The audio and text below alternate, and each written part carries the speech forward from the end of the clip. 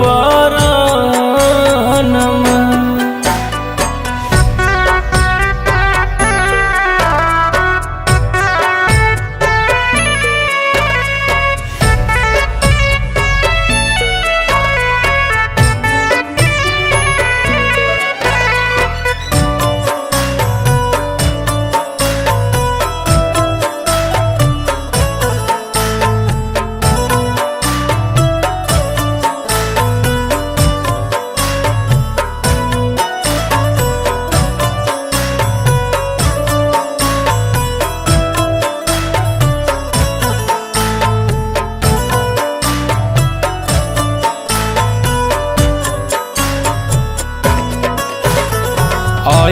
लौरी pot चोट लागल कहू दिल में, बच्चे के हकऊ नहीं उपाय।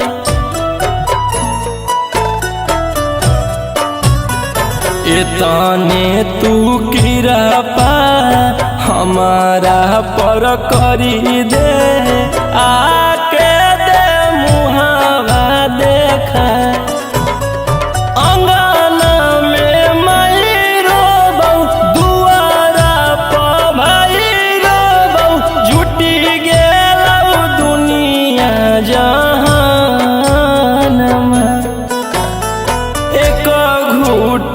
पनिया पिलाई दे सुगनिया, तबे हमर टूटा तो परानमा।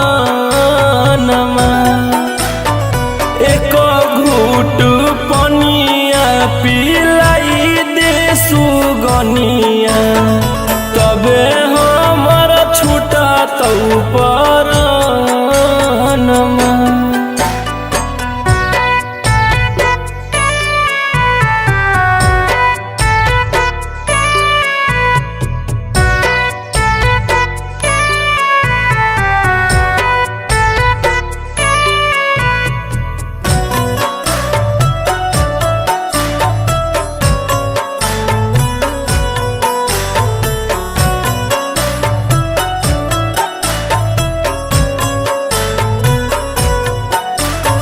अब इंतजार जानू केतना करई भीगे, हाथौ समय बड़ी कम।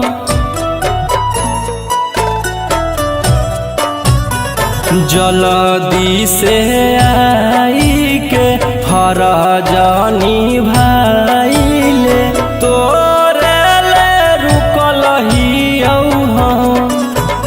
राजा रौशन रोही, पनिया के निर्मोही। चली जइतौ रब के भवनमा,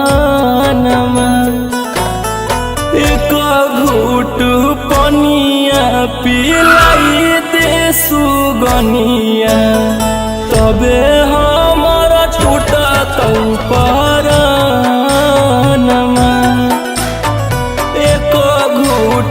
पनिया पिलाई दे सुगनिया, तबे हमर छूटा तो परानमा।